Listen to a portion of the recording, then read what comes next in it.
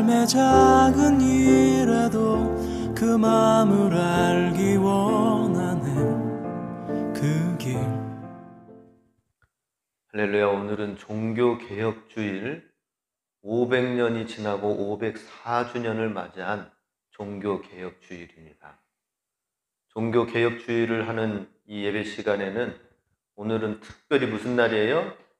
종교개혁주일이니까 오늘만큼은 이전에 했던 모든 시간들의 모습, 신앙의 모습은 다 내려놓고 오늘 새롭게 드려지기 원합니다. 새로운 예배로 하나님 앞에 나가기 원합니다. 우리의 신앙을 새롭게 개발하고 새롭게 개혁되어지는 신앙이 되기 원합니다. 우리 오늘 예배 시간에는 잠잤던 시간 모습도 보여서는 안 되고 핸드폰 보고 만지는 것도 안 되고, 그죠, 최정순 권사님? 예. 우리 이 시간에는 예배 시간에 집중할 수 있도록 하여서 이전에 했던 모든 다른 생각, 잡담 이런 것들도 다 내려놓고 하나님께만, 살아계신 하나님께만 집중하면서 하나님 말씀에만 집중하면서 우리 신앙이 참 바르게 돼야 된다는 이 믿음을 갖고 우리 마음 중심을 가지고 나아가는 시간이 되기 원합니다. 사단이 방해하지 않도록 해야 돼요. 사단이 방해하지 않도록 하기 위해서 최대한 하나님께 집중하면서 나아갈 수 있기를 원합니다. 우리 하나님의 복음을 제대로 알아야 됩니다. 우리 종교개혁주의를 맞이해서 우리가 그냥 여러 교회, 교단, 종교 가운데 하나가 아니라 뭐예요? 우리 유일하신 하나님을 믿는 참 바른 신앙의, 믿음의, 구원의 통로로 우리가 하나님을 믿고 교회에 나오는 우리 개신교, 우리 하나님 앞에 예배드리는 것입니다. 그런데 특별히 종교개혁주일은 천주교와 구별되어진 진짜 참된 믿음이 무엇이냐라고 하는 것이고, 그것은 500년 전의 이야기고, 최정순 권사님 저를 보셔요. 산만하지 않도록 앞에서 집중하면서 아멘 하면서 따라오셔야 돼요. 예. 종교개혁주일은 500년 전에는 천주교를 향하여서 바른 신앙이 무엇이냐라고, 그래서 목숨을 걸고 마틴 루터가 종교개혁을 했는데, 사실 프레드릭 3세라는 그 그 성의 영주가 마틴 루터를 지키지 않았더라면 로마 교황의 그 권위 앞에 대적하는 사람을 누가 살려두겠습니까? 이미 죽고 없는 사람이 되는 그런 상황에 놓여져 있는 것이 마틴 루터의 운명이었어요. 근데 하나님의 말씀은 참 바르다라고 하는 사실을 이걸 깨닫고 외치지 않을 수 없었다라고 하는 것입니다. 그 외치니까는 이제 금세 마틴 루터 교황청으로 잠시 와봐 하면서 소환을 하였을 때에 그 성에 있는 영주가 큰 손상을 입을 걸 알고도 교황의, 그때 당시에는 왕보다 교황의 그 권위가 더 높았어요. 교황이 왕을 임명하고 세우고 폐하기도 하였던 그때였습니다. 그런 상황에서 하나님께서는 마틴 루터를 그 생명을 특별한 은혜로 지켜주셨어요. 그리고 로마 교황에게 가지 않도록 로마 교황이 호송하는 척 하면서 하다가 중간에 자객에 의해서 사라지고 없어져 버렸습니다. 그래서 소문이 마틴 루터는 죽고 자객에 의해서 죽고 없어졌다, 이런 상황이 되어졌는데, 사실은 그 성의 영주 프레드릭 3세가 빼돌린 거예요. 그리고 다른 성에 들어가게 해가지고 그 성에서 그냥 계속, 그야말로 우리가 코로나 자가격리 하듯이 아무 사람도 만나지 못하고 몇몇 사람 만나가지고 그에게 필요한 책, 그 말씀들, 아주 마틴 루터는 거기에 감금돼서 선포하고 외칠 수 없었지만은 거기에서 있으면서 특별한 은혜가, 하나님의 은혜가 임합니다. 그것은 감금되어 있으면서 아무것도 할 수 없어요. 대신 마틴 루터가 열심히 깨달은 것을 글을 써가지고 한 그것을 그때 마침 구텐베르크에 의해서 인쇄술이 발달되어진 시기가 되었습니다. 마틴 루터가 쓴 모든 개혁적인 말씀들을 인쇄술로 해가지고 수많은 사람들한테 유럽 곳곳의 말씀을, 참된 말씀을 전하게 됐어요. 그러다 보니 그때까지만 하더라도 사제만, 카톨릭 사제만 성경을 보고 해석하고 알 수 있는 라틴어로만 해가지고 그것을 가지고 있었는데, 모든 백성들이 하나님 말씀을 볼 수 있도록 하겠다 해가지고 마틴 루터의 국적이 어디예요? 독일이죠. 감금되어 있는 그 시간 동안에 마틴 루터가 할 수 있는 것은 무엇이었느냐? 성경을 사제들만 알고 있어가지고 백성들이 모르는데 이것을 알 수 있도록 성경을 번역하자 해서 독일어로 번역해서 신약 성경을 그 감금되어 있는 시간 동안에 만들어서, 그래서 독일 언어로 신약 성경을 인쇄로 또 이제 쫙 곳곳에 그냥 막 독일 시민들한테 이 책을 읽어라. 그동안 얼마나 잘못된 왜곡되어져 있는 진리들이 이 천주교를 통해서 선포되어졌는지 진리를 확인하라 라고 했어요. 이 모든 과정들이 하나님이 마틴 루터를 지켜주시지 않으면, 또 구텐베르크를 통하여서 인쇄술이 보급되어지지 않았다면 한 성에서 외치다가 끝났을 건데, 모든 각 지역으로 이 인쇄물이 전파되어지게 하였다는 것입니다. 이 500년 전에는 카톨릭과의 이 싸움이었다면, 오늘날에는 수많은 이단들 가운데에서 하나님의 참된 바른 복음이 무엇인지를 우리는 반드시 알아야 됩니다. 지난 신천지 코로나가 시작이 되면서 대구에서 엄청난 확산이 일어나면서 아주 대구 사람들은 절대 어디 다른 동네 오지도 말라, 이런 상태가 있었죠. 거기에 한가운데 있었던 사람들이, 역할을 전파한 사람들이 누구예요? 오염시킨 사람들이 신천지가 여기서 얼마나 많은 사람들이 모여가지고 공동 집단 생활을 해가지고 전국에서 와가지고는 막 하고 흩어지고, 이런 모임들이 얼마나 많이 있었는지를 그 신천지의 실체가 드러나기도 했었죠. 근데 신천지의 그 모습 가운데서 어떤 일이 있었냐면, 그 동네 아파트 단지 한 80%가 다 신천지 교인인 거예요. 이게 어찌된 일인가? 그 교인이 드러났던 건 어떻게 알게 됐죠? 신천지 사람들이 모여가지고 코로나 걸렸는데, 코로나 걸린 사람들, 확진 사람들 다 드러나잖아요. 그 드러난 모습의 사람들을 확인해 보니까 다 신천지인이에요. 그래서 신천지가 이렇게 공동체 생활하면서 아파트 단지를 하나를 지금 통째로 하면서 주변 사람들을 다, 나머지 사람들을 다 전도시켜가면서 완전히 막 그런 단체가 있더라고요. 얼마나 그렇게, 왜 그렇게 신천지에 열광을 합니까? 기독교도 있지만은 기독교는 구시대 천주교와 같은 그런 존재다.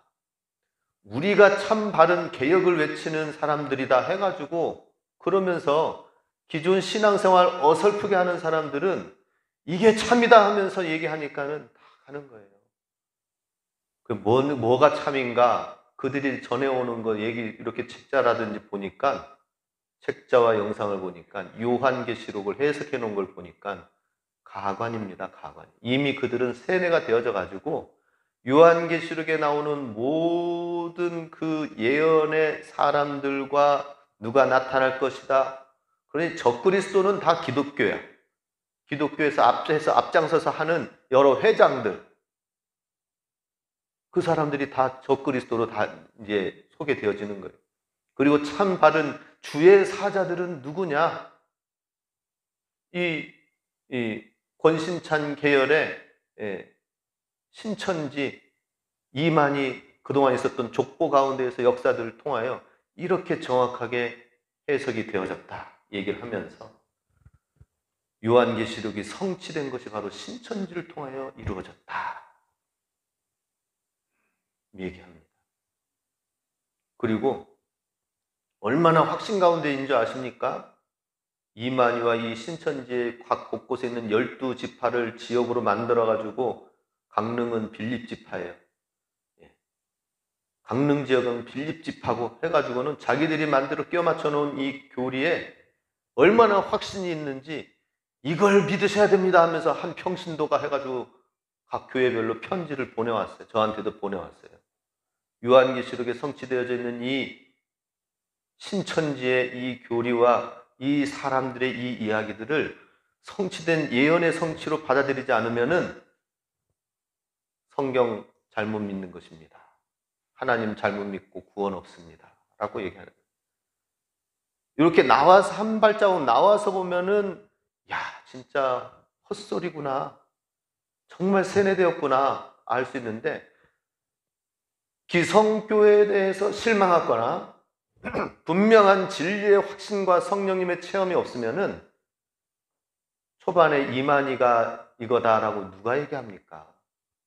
사람들 마음 해가지고는 그들이 얼마나 작업을 하는지 아세요? 기성교회 가니까 서로 상처 주고 힘들었죠. 우리가 사랑을 베풀어 줄게요. 필요한 거, 물질적인 거 우리가 줄게요. 해가지고 초반에 이 모든 걸 사람 마음을 다 해가지고 결국에는 예수가 나와야 되는데 이만희가 나와. 이만희 교리가 나오고 신천지 교리가 나와. 참으로 안타깝죠. 우리가 그래서 성경을 정말 잘 알아야 됩니다. 교회를 다니지만은 신앙생활을 정말 잘 해야 될 때가 요즘 시기다 하는 것이죠. 성경 66권은 로마서 가운데 오늘 본문 66권 중에 로마서는 특별하게 종교개혁을 일으킨 주역의 성경책이 로마서고 그 가운데서 오늘 읽었던 1장 14절에서 17절 말씀은 종교개혁을 일으킨 마틴 루터의 오직 의인은 믿음으로 라고 하는 것을 깨닫는 데 있어서 큰 역할을 했던 것이 바로 오늘 본문입니다. 마틴 루터가 천주교의 이것과 잘못되어졌다는 것을 깨닫고 결별하여서 하나님의 참된 믿음, 그때 뭐 개신교를 세우고 새로운 뭐 기독교를 세우라고 하는 그런 게 어디 있었겠어요? 기존에 있었던 완전 오염된 것을 떠나 나와서 하나님의 진리의 말씀만 붙들고 나아가겠습니다 하면서 새로운 항해를 한 것이 마틴 루터 아닙니까? 그렇게 결별하게 된 데에는 어떤 게 주어졌냐면 바로 오늘 로마서 1장 17절 말씀에 하나님의 의가 있죠. 이 하나님의 의가 있는데 이 하나님의 의가 천주교인들한테는 두려움으로 작용했습니다. 두려움으로. 하나님의 의 앞에서는 다 심판 대상자가 된다. 그래서 천주교 중세 시대 때에는 그래도 성경적인 부분들이 전달되어지면서 하나님은 두려운 하나님, 심판이 있는 하나님이라는 사실을 기본적으로 깔려져 있었어요. 오늘날에는 하나님이 무엇이냐, 기독교를 개독교라고 하고 욕하고 내 주먹을 믿어라 하면서 그러지만은 중세 시대에는 기본적으로는 하나님의 의, 하나님의 심판 가운데서 어떻게 구원받을 수 있을까, 이 고민이 있었던 것이 중세 시대. 그런데 앞에 가이드를 잘못한 거죠. 가이드가 가톨릭 사제가 잘못했습니다. 그래서 그 모든 두려움을 조장해서 헌금을 많이 하면은 그러면 그 헌금으로 인하여 연옥에 있던 영혼이 천국과 지옥의 중간에 있던 영혼들이 천국으로 갈 수 있게 될 것이다. 너의 믿음뿐만 아니라. 그러니 이제 또 돈이 많이 있는 사람은 믿지 않는 여러 또 형제, 또 자기 족속들, 가족들을 구원시키기 위해서 또 가족들을 위한 그 헌금을 열심히 해가지고 연옥에서 천국으로 끄집어보려고 하는데 돈으로도 못 가요. 하나님 나라, 믿음으로 가는 나라 하나님 나라 아닙니까? 그것을 중세시대 때에는 잘못 가이드한 거예요. 이 마틴 루터도 하나님의 분노, 하나님의 심판 가운데에서 하나님의 의가 이렇게 두려운 가운데 있었습니다. 천둥 번개 치는 그 가운데에 어느 날 갑자기 옆에 있는 친구가 번개 맞아가지고 바로 죽게 됐어요. 그 죽게 된 그 상황, 그 찰나에서 마틴 루터가 생각하고 부른 건 뭐냐면, 오, 주 예수님, 아이고 하나님 나를 살려주세요, 이게 아니라 성 안나요 하면서 위대한 성인의 이름을 부르는 거예요.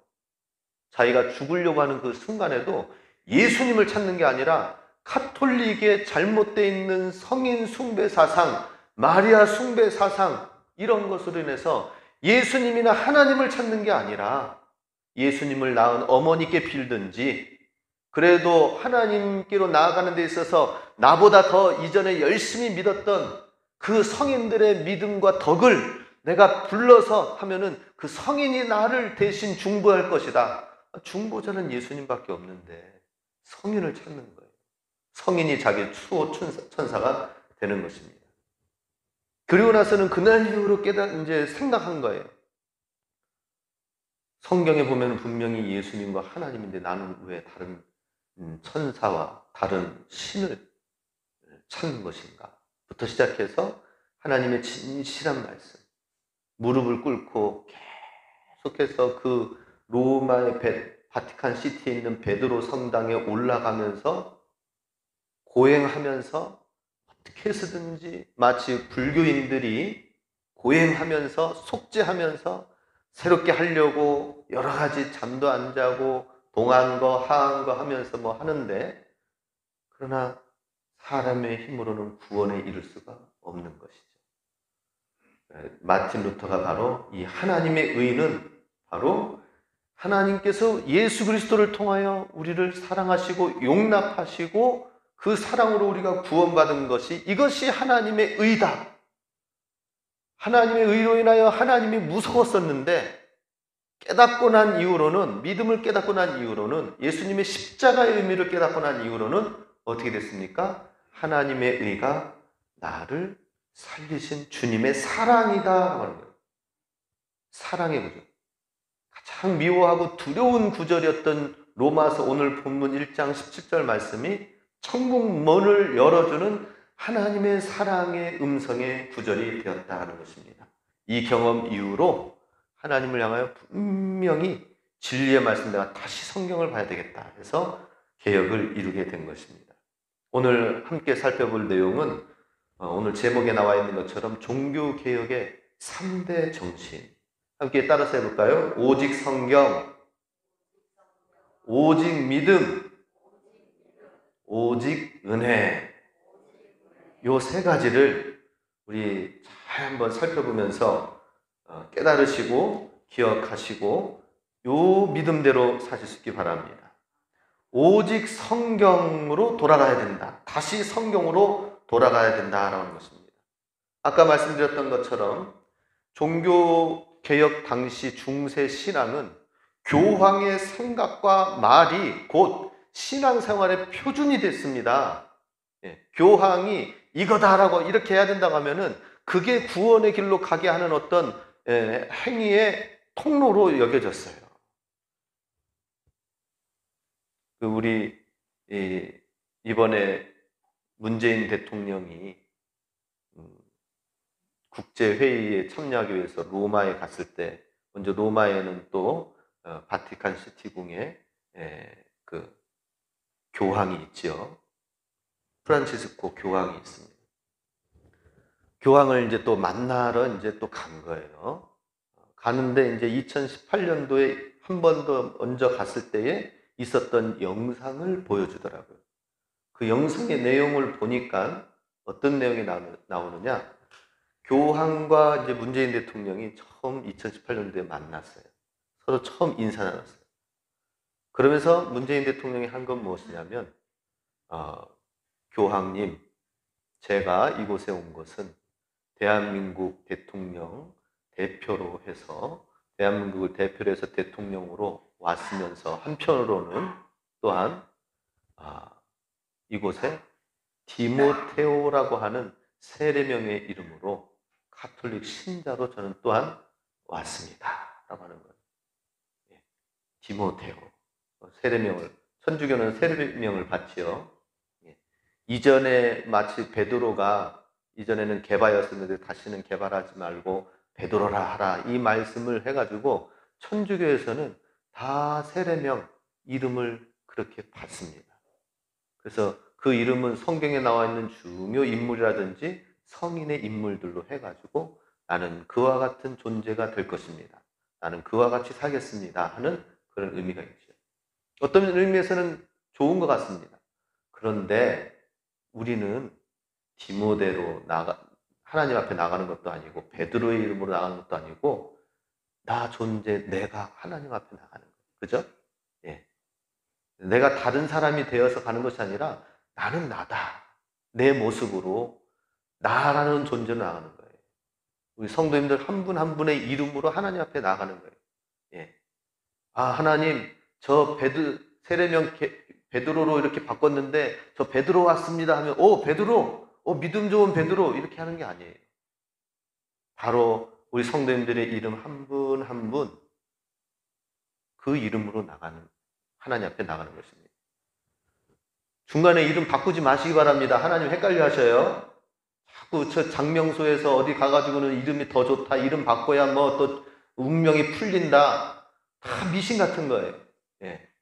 이름 바꾸려면 진작에 제 이름을 바꿨어야지. 그죠? 저도 가만히 있는데 왜 다들 이름을 바꾸는지 모르겠어요. 예. 어제도 또 통화가 왔어요. 어디 무슨 뭐 이렇게 전화가 왔는데 예. 태수 형님 핸드폰인가요? 예, 접니다. 가족이신가 봐요? 아니요, 전데요. 제가 여자분인 줄 알았습니다. 죄송합니다. 그러는 거예요. 이름을 바꿨으면 진작에 제가 바꿨어야지. 그런데 많은 사람들이 왜 개명합니까? 자기 이름을 이름 바꿔서 뭔가 이렇게 잘 되는 장명소 그 철학소의 그런 영향들도 많아요. 근데 그게 아니라 내 있는 모습 그대로 하나님 앞에 나아가되 내가 바뀌어져야죠. 이름만 바뀌어지는 것이 아니라 세례명을 바꿔서 나가는 것이 아니라 저 누구누구 왔습니다. 부족하지만 제 이름으로 지금 평생에 60, 70, 80 살아다가 왔습니다. 하나님 앞에 내 이름으로 나가야 돼요. 그러면은 나의 믿음이 어땠는지 우리의 믿음이 중요한 거거든요. 내가 바뀌어져야 되는 것입니다. 이게 중요한 거죠. 자, 그래서 교황 앞에 나아가는데 교황의 생각이 전부 다 삶의 기준이었지만은 이래서는 안 되겠다 해가지고 성경 말씀을 마틴 루터가 번역을 해서 독일 국민들한테 이 인쇄술로 쫙 펼쳐가지고 다 읽게 하였습니다. 하나님 말씀. 자, 보라. 교황의 가르침 속에 얼마나 많은 무지한 신앙생활이 있는가 깨닫게 하였던 것입니다. 오늘날 우리가 신앙생활 하면서 하나님 말씀을 제대로 믿고 그 말씀대로 살지 않으면은 교황이 그냥 뭐 대충 얘기하고 자기 편의에 자기 권위적이고 카톨릭 그 어떤 교리대로 해가지고 나아가서 그냥 믿는 거랑 똑같은 신앙이 무엇이냐? 성경 말씀이 우리에게 주어졌는데도 우리가 하나님 말씀을 그대로 받아들이지 않으면은 그대로 성경 말씀이 우리에게 역사하지 않으면은 카톨릭식으로 얘기하든지 신천지식으로 얘기하든지 뭔 차이가 있겠습니까? 그죠? 그러니 우리는 어떻게 해야 돼요? 하나님 말씀이 우리 삶 가운데 그대로 하나님 말씀이 되도록 그 말씀을 우리가 잘 들어야 되는 것입니다. 그렇지 않으면 나의 잘못된 경험으로 살게 되고 잘못된 생각, 왜곡된 지식으로 살게 되고 아니면 평생 상처된 감정으로만 사는 거예요. 우리가 하나님 말씀으로 살아야 되는데 그건 뭐 마틴 루터가 열심히 성경책 번역해가지고 우리 손에 쥐어주면 뭘 합니까? 하나님 말씀대로 사는 게 정말 중요합니다. 우리 하나님 말씀이 우리 삶의 기준이 될 수 있도록 말씀대로 사시기 바랍니다. 말씀으로 돌아가야 돼요. 우리 그 하나님 말씀이 우리에게 주어지면 우리의 영혼을 깨우쳐주는 거예요. 제가 이번에도 또 그 일본에서 아수산 화산이 또 막 분화구가 났대요. 근데 저는 참 다행인 게 뭐냐면 일본에 한 2번 갔는데 다 의미 있는 곳에 갔어요. 그것은 뭐냐면 아수산이라는 화산을 직접적으로 화산이 막 보글보글 하는 그걸 볼 수 있는 곳에 갔었어요. 물론 이제 그 밑에 이제 온천도 있다 해가지고 온천도 한번 경험했는데 와, 보니까 온천이라고 해서 사람들이 막 온천, 유황 온천에서 유황이라는 재료가 이게 참 건강에 좋다 해가지고 하는데 사실은 유황 불구덩이 속에 옆에서 사람들은 사는 거더라고. 일본 사람들이. 그걸 팔지만은 제가 생각하기에는 이거 언제 터질지 모르는데, 그래서 그 위에 아수산 올라가서 꼭대기 올라가 보니까 대피소가 3단계로 돼 있어요. 경계령이 조금 괜찮다 싶으면은 바로 앞에까지 가서 걸어서 100m 올라가면은 그 난간 바로 건너편에 비치색으로 되어진 물가 옆에서 보글보글 막 온천수와 함께 연기가 모락모락 피어나오는 거예요. 언제 터질지 몰라요. 근데 터질 조짐이 조금 심하다 싶으면 3단계 지역에까지 가서 멀리서 이제 막 연기 오르는 것만 보고 오는 건데, 저는 바로 앞에까지 가서 파란 비치 색깔이 아름다워요. 너무나도. 마치 백록담에 있는 것처럼 아주 작은 규모지만은 그런. 근데 그게 언제 터질지 모르니까 바로 옆에 대피소가 있는 거예요. 대피소에 피해도 뭐합니까? 뜨거운 온도가 600도, 700도 돼가지고 그 불기운이 막 주변 사방을 다 태운다고 하는데, 우리가 하나님 말씀을 가지고 가까이에서 알람 기능을 가지고 있지 않으면은 우리는 정말 이 세상에 살면서 마치 화산을 우리가 품고 지금 지구에서 살고 있잖아요. 일본 사람들이 바로 옆에서 화산 품고 거기서 나오는 모든 유황 온천으로 돈 벌고 유황 비누로 돈 벌고 거기서 나오는 그 흙에서 나오는 그 토지로 해서 쌀을 팔고 해가지고 먹고 사는데, 마치 우리가 그와 같은 존재다 하는 것입니다. 짐승들은 미리 감지해가지고 지구가 조금 자연이 이상하다 싶으면 이미 다 도망가고 없어요. 그죠? 다 도망가고 막 쥐떼들 막 가고 무슨 거위떼들 막 길 건너가고 두꺼비떼들이 막 찻길 건너가지고 막 피신하고 그러는데, 인간만 끔뻑거리면서 왜 저러지? 어디 소풍 단체로 가나? 그러면서 그냥 막 갑자기 지진이 일어나고 재앙이 일어나고 태풍이 오고 천재지변이 오는 것을 우리는 너무나도 무감각한 것이 우리 인간의 존재인데, 그런데 짐승들보다 무감각하지만 그러지 않도록 하나님이 그냥 방치됐겠습니까? 하나님 말씀을 우리에게 주신 줄 믿으시기 바랍니다. 이 말씀이 우리 삶의 알람 기능이 되어져서 깨어있게 하는 거예요. 시편 119편 105절 말씀 같이 함께 읽겠습니다. 주의 말씀은 내 발의 등이요 내 길의 빛이니이다. 하나님의 말씀이 우리의 삶을 비춰야 되는 것입니다. 하나님 말씀이 우리의 마음을 비추게 해야 돼요. 우리의 모든 더럽고 어두운 부분들을 깨트리고 소독시키고 치료할 수 있도록 해야 되고요. 우리 가는 길에 빛이 되어서 우리 가는 길이 주와 같이 길 가는 것 즐거운 일이 아닌가, 분명한 길, 사명의 길이 돼야 되죠. 뭐 내가 여기서 살까 저기서 살까 아직도 고민하시는 분 계십니까? 오대산이 추우니까 야 여기서 계속 살아야 되나 고민하시는 분이 계세요? 아니, 고민할 필요 없어요. 우리 하나님 안에서 주의 말씀을 붙들고 그 있는 그곳에서 말씀으로 살면은 그곳이 내가 사는 곳이 되는 것입니다. 하나님의 말씀. 그래서 하나님 말씀을 우리가 항상 가운데 놓고 말씀을 붙들고 말씀 따라 살아가야 되는 것입니다. 창세기 보면은 에덴 동산 중앙에 뭐가 있습니까? 선악을 알게 하는 선악과가 있어요. 그러면서 선악과는 그냥 하나의 상징이죠. 거기에 말씀을 하나님이 주셨어요. 말씀. 이것을 절대 따먹지 말라. 이것을 따먹는 날에는 하나님께서 이제 경고하신 말씀이 있죠. 예. 그런데 그렇게 따먹으면 위험하다는 것을 왜 에덴 동산 중간에다 놨습니까? 차라리 가야지 쪽에다가 놓고 절대 따먹지 못하도록 굉장히 찾아가기 힘든 어떤 그냥 사망의 골짜기와 같은 그런 곳에 그 놓지, 왜 중앙 있다가 지나가면서 보고 밥 먹다가 보고 좀 지내다가 뭐 하고 싶으면 뭐 바로 중앙 동산에 있는 선악과 열매가 보이고 마치 따먹으라고 한 것 같아요. 그죠? 그게 아니라 따먹으라고 놓은 게 아니라 하나님의 말씀이 있기 때문에 하나님 말씀을 생각하면서 살라고 하는 거예요. 에덴 동산에서 하나님 말씀을 생각하고 하나님 말씀 안에 말씀 테두리 안에 살라고 하시는 것이 하나님의 뜻인 것을 믿으시기 바랍니다. 그런데 에덴 동산에서 아담과 하와는 그 말씀의 경계를 벗어나게 된 것이죠. 하나님의 말씀을 마음속에 두기를 싫어한 그것이 생겨나기 시작한 거예요. 사단이 왔을 때 그랬습니다. 로마서 1장 28절 말씀에 또한 그들이 마음에 하나님 두기를 싫어하며 하나님께서 그들을 그 상실한 마음대로 내버려 두셨다.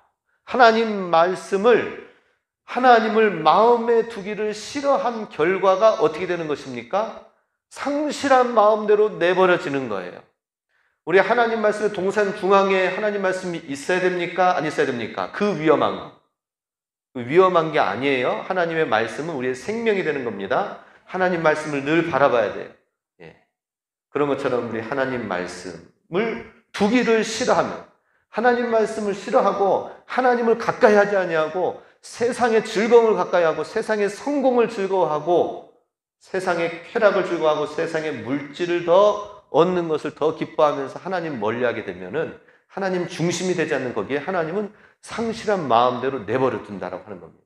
상실한 마음대로 내버려 둔 결과 28절 이하에 보면 31절까지 내용이 나와 있습니다. 상실한 결과가 모든 불의, 추악, 탐욕, 악의가 가득한 자요, 시기, 살인, 분쟁, 사기, 악독이 가득한 자요, 수근수근하는 자요, 비방하는 자요, 하나님께서 미워하시는 자요, 능욕하는 자요, 교만한 자, 자랑하는 자, 악을 도모하는 자, 부모, 거역, 우매하고 배약하고 무정하고 무자비한 자가 되는 것이 바로 이 불경건의 결과, 상실한 마음대로 내버려지는 거예요.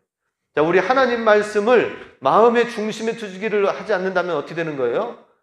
사단의 죄악의 것들이 상실한 마음 가운데에서 역사하는 거예요. 잘 깨달으시기 바랍니다. 하나님 말씀을 우리가 저 지난 주일날 한번 잘 들었습니다. 이걸로 끝나면 안 돼요. 날마다 하나님 말씀을 우리가 우리 삶 속에 동산 중앙에 있는 것처럼 우리 삶 가운데 놔야 될 줄로 믿습니다. 그래야 돼요. 하나님 말씀을 정말 잘 믿어서 성경으로 돌아가시기 바랍니다. 로마서 1장 17절 오늘 본문 같이 있습니다. 복음에는 하나님의 의가 나타나서 믿음으로 믿음에 이르게 하나니 기록된 바 오직 의는 믿음으로 말미암아 살리라 함과 같으니라. 자, 이렇게 하나님의 복음의 능력, 복음이라는 건 뭐예요? 하나님이 내 안에 오신 거죠. 기쁜 소식을 내 안에 받아들인 것입니다. 이것이 복음입니다. 예수님으로 내가 구원받아서 내가 이제는 하나님과 함께 사는 것, 이게 복음이고요. 그럼 이 복음의 능력이 있다라고 하는 것이죠. 믿음으로 믿음에 이르게 한다. 하나님의 의가 되어져서 하나님의 복음이 믿음에 이르게 한다라고 말씀하고 있습니다. 두 번째로 우리가 이제 종교 개혁 가운데 나오는 것은 오직 믿음이다라고 하는 것입니다. 두 번째 대지 오직 믿음. 자막 넘겨주세요. 오직 믿음. 자, 이 오직 믿음 17절에 있는 것처럼 믿음은 또 믿음으로 계속해서, 믿음이 있는 사람은 믿음으로 계속해서 나아가게 된다라고 하는 것입니다. 우리 하나님 말씀을 믿음으로 또 우리가 잘 받아들여야 돼요. 하나님 말씀은 듣긴 들었는데, 성경책은 늘 끼고 있는데, 예배는 드리고 있는데 믿음이 없으면, 믿음과 화합하지 않으면은 그것은 아무런 효과가 없다라고 하는 것이죠. 우리 죄 사함을 받은 사람이 성품과 성격이 변화되어지지 않고 삶이 변화되어지지 않고 그대로 죄악으로 그대로 간다면은 하나님이 우리를 구원해 주셔서 용서해 주셨는데 또 죄악으로 그대로 또 다시 딸려 들어가요. 왜 구원해 주셨습니까? 죄가 있기 때문에 고난과 고통이 있는 것입니다. 그죠? 우리 미움이 있는 그곳에 고난과 고통이 있어요. 사랑이 있는 곳에는 고통과 고난이 없습니다. 죄악이 있는 그곳에 고난과 고통이 있도록 하나님이 그렇게 만드셨어요. 그런데 하나님이 구원하시기 위해서 고난과 고통이 없이 행복한 삶으로 살기 위해서 우리를 구원해 주셨는데 다시 죄악의 길로 가고 변화되어지지 않는 삶으로 나아가게 된다면, 여전히 변화되어지지 않는 옛 성품, 옛 사람의 모습으로 그대로 남아있다면 하나님이 왜 구원해 주셨습니까? 구원할 이유가 없는 거예요. 하나님의 구원이, 하나님 말씀이 우리에게 주어지고 우리 안에 들어왔다면 믿음이 있어야 된다는 것입니다. 믿음을 가지고 우리가 변화되어져야 됩니다. 믿음에서 믿음으로 변화되어야 된다. 어떻게 우리가 변화되어져서 이 죄악에서부터 멀어져서 믿음에서 믿음으로 이루고 하나님의 의를 이루는 삶으로, 새로운 삶으로 나아가서 진짜 하나님이 나를 구원해 주셨네?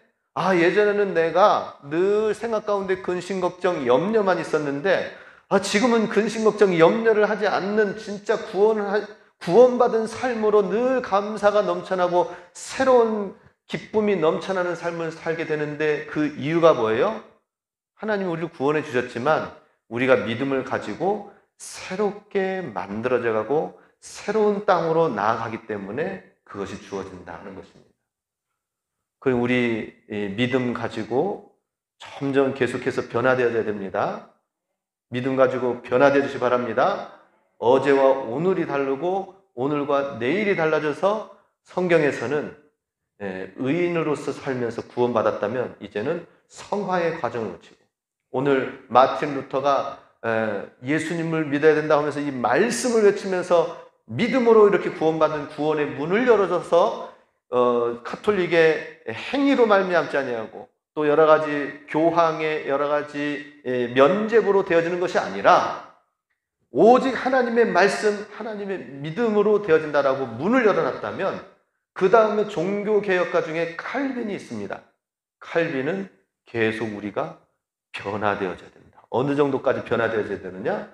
우리가 살고 있는 삶의 직장, 일터에서 거기에서도 우리가 가지고 있는 사명이 무엇인지 알고 거기에서도 하나님의 나라 천국으로 만들어야 된다고 하면서 계속 성화론을 얘기합니다. 성화. 그렇죠? 우리 예수님 믿는데 예수님의 구원과 평안이 집 안에만 머물러 있어서 밖에는 무서우니까, 밖에 나가면 죄 지으니까 집 안에만 머물러 있어야 되지.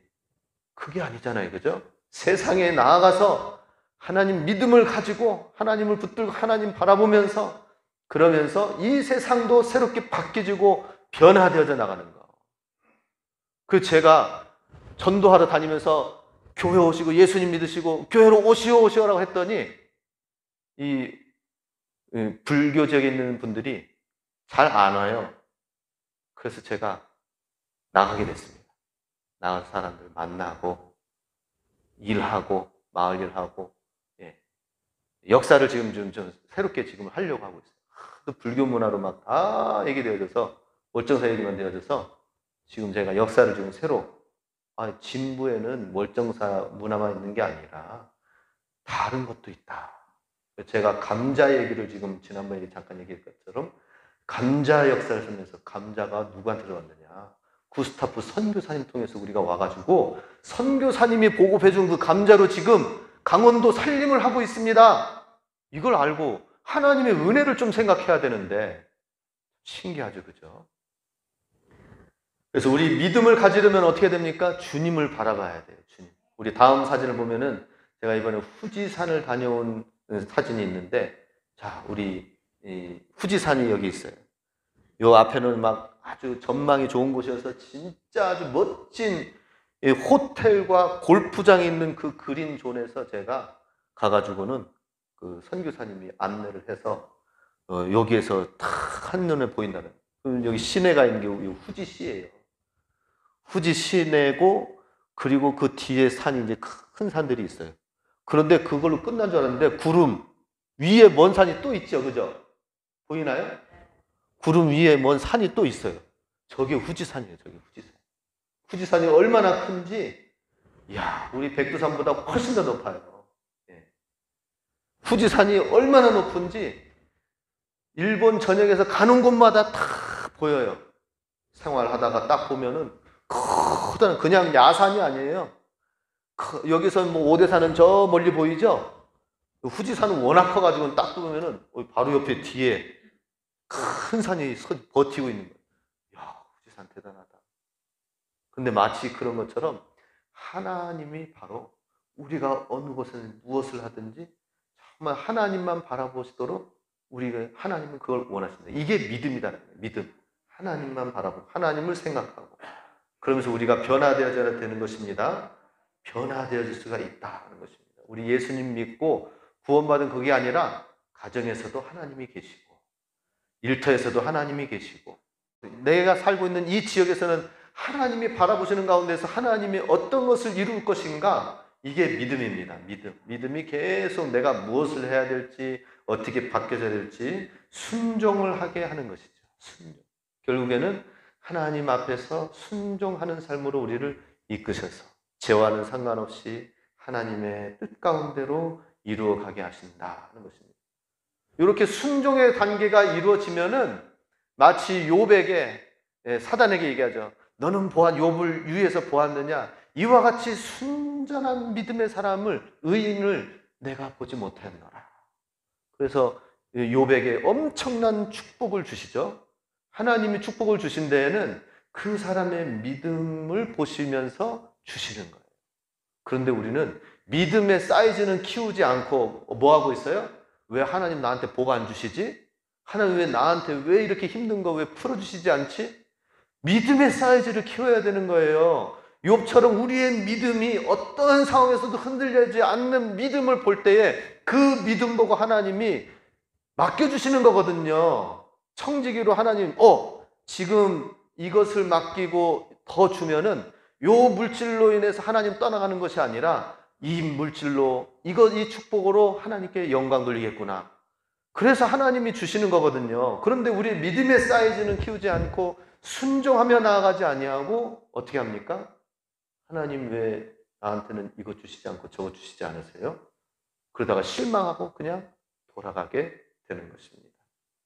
우리 순종 어떻게 합니까? 세 번째로 오직 은혜다라고 하는 것입니다. 16절 같이 있습니다. 내가 복음을 부끄러워하지 아니하노니 이 복음은 모든 믿는 자에게 구원을 주시는 하나님의 능력이 됨이라. 사도 바울은 복음을 부끄러워하지 않았어요. 담대히 외쳤어요. 사도 바울이 복음을 전파하러 가다가 총독을 만나든지 누구 왕을 만나든지 그 사람 앞에서 계속해서 왕이시여, 내가 지금 결박된 나의 이 모습 빼고는 다 나처럼 되기 원합니다. 내가 예수님 믿고 예수님의 사랑을 알고 예수님의 은혜를 입은 것처럼 왕이신 당신도 참 불쌍한데 예수님 알고 예수님의 은혜 안에 머물러야 됩니다. 황제 폐하의 눈앞에서 잘 보이려고 사람들을 희생시키면서 희생 제물로 황제 앞에 좋은 일을 하려고 하지 말고 하나님의 은혜 안에 머물러야 되고 하나님의 은혜를 알아야 됩니다. 그럼 하나님이 지키시고 보호해 주십니다. 이걸 외쳤던 것이죠. 그래서 복음을 부끄러워하지 않냐고 담대하게 외쳤습니다. 그래서 우리도 하나님의 은혜를 알아야 됩니다. 이를 위해서 은혜를 알면은 어떻게 됩니까? 빌립보서 4장 11절 12절 같이 있습니다. 내가 궁핍함으로 말하는 것이 아니니라. 어떠한 형편에든지 나는 자족하기를 배웠노니 나는 비천에 처할 줄도 알고 은혜에 처할 줄도 알아. 모든 일 곧 배고픔과 배부름과 배고픔과 풍부와 궁핍에도 처할 줄 아는 일체의 비결을 배웠노라. 이 비결이 뭐예요? 하나님의 은혜예요. 은혜가 있으면은 가난해도 하나님 괜찮아요. 하나님이 또 선하게 이끌어 주실 줄 아시는데 제가 잠깐만 참고 있을게. 하나님의 은혜가 있으면은 어려움을 넘어가요. 하나님의 은혜가 없으면은 그 순간을 참지 못해요. 사람들이 나를 못 알아주고 나를 못 알아봐주네 하면서 분을 한다든지, 사람들이 나한테 왜 이렇게 힘들게 하면서 상처를 받는다든지. 하나님의 은혜가 있어야 돼요. 하나님의 은혜. 그러면 모든 일체의 비결을 배우게 되는 것입니다. 이 은혜를 가지고 있는 사람 중에 어떤 한 분이 있어요. 미국에서 언어학자를 하는 훌륭하신 분이 계셨어요. 이 언어학자를 하시는 분이 갑자기 근데 병이 걸려가지고 머리 뇌세포가 점점 줄어드는 그런 희귀병에 걸리게 됐습니다. 이 언어학자가 훌륭하게 그 언어를 막 하면서 연구한 그것이 그냥 점점 기억력이 쇠퇴해져 가면서 하니까 우리나라 말밖에 모르는 상황으로 가게 되는 거예요. 결국에는 미국에서 아무것도 못하고 열심히 배우고 쌓아놨던 그 학문 다 내려놓고 한국으로 다시 돌아오게 됐습니다. 그럼 하나님 원망하고 그냥 노후 그냥 원망하다가 끝내야 될 거 아니에요. 그죠? 하나님 어떻게 이럴 수가 있습니까? 내가 일평생 주님을 위하여서 나름대로 이 세상을 위하여서 공부하고 열심히 해서 유학 가가지고 성공해서 언어학자로 해가지고 이제 뭔가 주님을 위해서 쓰임받으려고 하는데 그 찰나에 내 머리에 내 세포가 지금 죽어가는 병이 생겼으니 하나님 너무하십니다. 난 이제는 아무것도 못합니다. 원망하면서 노후를 살 수밖에 없는 사람이었을 거예요. 그런데 뭐라고 하는지 아십니까? 은혜가 있기 때문에. 히브리어로는 카리스, 헬라어로 카리스입니다. 카리스. 하나님의 은혜가 있기 때문에. 그 은혜가 있기 때문에 어떻게 얘기합니까? 난 이제 북한 선교를 해야 될까 봐요. 북한 선교를 준비해야 될까 봐요. 주님을 위해서 세계 언어를 정말 열심히 연구했는데 저는 이제 다 까먹고 한국말밖에 모르는데 한국말로 할 수 있는 거 북한이잖아요. 북한 가서 그럼 선교하도록 하겠습니다. 북한 지하교를 위해서 섬기겠습니다. 하나님의 은혜가 있는 사람은 다른 길이 보여요. 할렐루야. 하나님의 은혜가 있는 사람은 어려운 가운데서도 햇볕을 바라봐요. 하나님의 은혜가 없는 사람은 햇볕 있는 데에서 어두운 그늘만 바라보는 거예요. 우리 정말 하나님의 은혜를 가지시기 바랍니다. 하나님의 은혜는 뭐예요? 예수 십자가예요. 마틴 루터가 십자가를 깊이 깨달으면서 은혜를 발견하게 됐습니다. 갈라디아서 2장 20절 마지막으로 읽겠습니다. 내가 그리스도와 함께 십자가에 못 박혔나니 그런즉 이제는 내가 사는 것이 아니요 오직 내 안에 그리스도께서 사신 것이라. 이제 내가 육체 가운데 사는 것은 나를 사랑하사 나를 위하여 자기 자신을 버리신 하나님의 아들을 믿는 믿음 안에서 사는 것이라. 할렐루야. 내가 지금 육체 가운데 사는 것은 뭐라고 합니까? 다 하나님의 은혜 가운데 산다. 예수 십자가의 사랑 안에서 그 십자가를 나를 위해서 자기를 버리신 하나님의 아들을 믿는 믿음 안에서 나는 산다 라고 했습니다. 이 믿음, 이 십자가의 은혜를 우리가 소유할 수 있기 바랍니다. 이 은혜를 갖고 이 목사님만, 이 언어학자만 북한으로 간다고 합니까? 이미 일찌감치 사도 바울이 오늘 본문에서 얘기하고 있습니다. 하나님의 은혜에 빚진 사람이 되어서 내가 지금 로마에까지 가고 감옥에 갇혀서 죄인의 신분이 된다 하더라도 내가 동방으로 계속, 서방으로 계속 가겠다. 로마에까지. 14, 15절 마지막으로 있습니다. 헬라인이나 야만인이나 지혜 있는 자나 어리석은 자에게 다 내가 빚진 자라. 그러므로 나는 할 수 있는 대로 로마에 있는 너희에게도 복음 전하기를 원하노라. 아멘. 함께 따라합시다. 오직 성경, 오직 믿음, 오직 뭐예요? 오직 은혜. 할렐루야. 오늘 종교개혁의 3대 정신, 3대 원칙을 가지고 우리 신앙을 새롭게 일주일간 우리 돌아보면서 이 믿음이 정착할 수 있도록 하시길 주님의 이름으로 축복합니다. 함께 이 시간 기도하겠습니다. 하나님, 내 삶 가운데에 주님만 바라보게 하여 주시옵소서. 일본의 후지산이 그렇게 크다고 하는데 하나님은 더 크고 위대하십니다. 그 크고 위대하신 하나님께서는 나를 위해서 십자가로 죽으셨습니다. 내 안에 하나님이 계시고 내 안에 하나님의 은혜가 있습니다. 이 모든 것을 하나님 말씀 따라 살면서 말씀을 내 삶의 중앙에 두면서 승리하게 하여 주시옵소서. 함께 기도하겠습니다.